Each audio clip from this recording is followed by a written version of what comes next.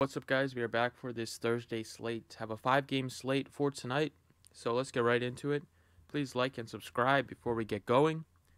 At point guard today, I like Lonzo Ball a lot at 5,500. He is gonna play all the point guard minutes now that Rondo is out. Even though Rondo is not ruled out on DraftKings, he has been ruled out on Fantasy Lives and some other sites. So I don't know what's happening on the site, but Lonzo Ball is gonna get all the minutes at point guard at 5,500 without Rondo and without LeBron James. There are a ton of usage to go around, especially with LeBron out. Lonzo Ball against Sacramento, the fastest paced team in the league, right there, right up there with the Hawks. He has the ability to get a bunch of steals here. The Kings do turn it over. Lonzo's a good defensive player. He can also have like a complete stat sheet with assists, rebounds, and points. He can fill it up in all categories. At 5,500, he seems like a very great play on the slate. At shooting guard, I like his teammate Brandon Ingram at 5,800. So coming back from an injury, he's looked okay. He's been able to shoot decently, over 40% in his 3 games that he's returned. But he hasn't really filled it up yet. Without LeBron James, Ingram should get a huge boost in usage, should get a ton of more scoring opportunities. And at 5,800, I would much rather pay for Brandon Ingram than pay like 74 for Kyle Kuzma. Kuzma's price is a little too high for my liking, but Ingram is very cheap still at a 5,800 price. Small forward, I like Buddy Hield. So the Kings, they put up a bunch of points like I knew they would, 118. But Dave Yeager resorted back to his old ways a bit, as the starters did not play a lot of minutes. Hield only played 26 minutes. Fox only played 30 minutes.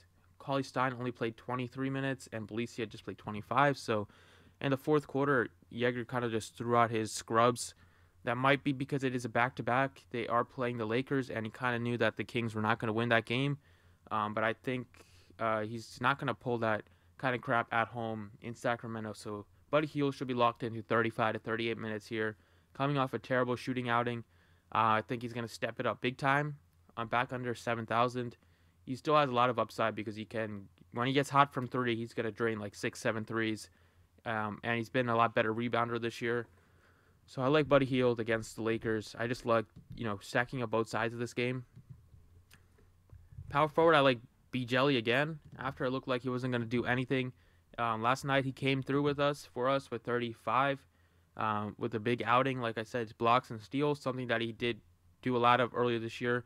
He finally had a good block steal game, which got him to 35 DraftKings points at a very cheap 4,800 last night.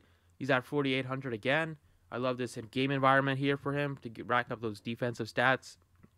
He can also shoot the 3 ball as well, and he seems like a great upside player at this price. So I like Belicia. At center, I like Nurkic, 6,400. I like him at this price. The Warriors have not been great against centers this year. Usually you don't really like to target centers against the Warriors because they can go small. But this year, centers have had a lot of success against them because they've been starting Kevin Looney and Draymond Green. So the Blazers are going to have to go pretty big. Nurkic should play like 27 to 30 minutes as long as he doesn't get into foul trouble. He put up 36 in the first meeting against the Warriors. I'm expecting a similar outing from him. He also does have a huge ceiling here, like 50 plus if he gets super hot. So I like Nurkic at a 6,400 price. And then at the guard, I like his teammate Damian Lillard. Didn't work out on the Christmas slate, but he's going to have a huge game really, really soon. I want to be on him when he does have that big game. 8,300 is still a ridiculous price for a Dame dollar. Going into Golden State, Damian Lillard always has had some really big games against the Warriors last year. He loves playing against them, loves playing against the cream of the crop. And at 8,300, his price is still very cheap for a guy that is pretty much locked in for 40 DraftKings points with upside to get you like 50, 60 in this matchup. So that's what I like. Those are the 6 players. Thanks for watching. I appreciate it. And good luck today.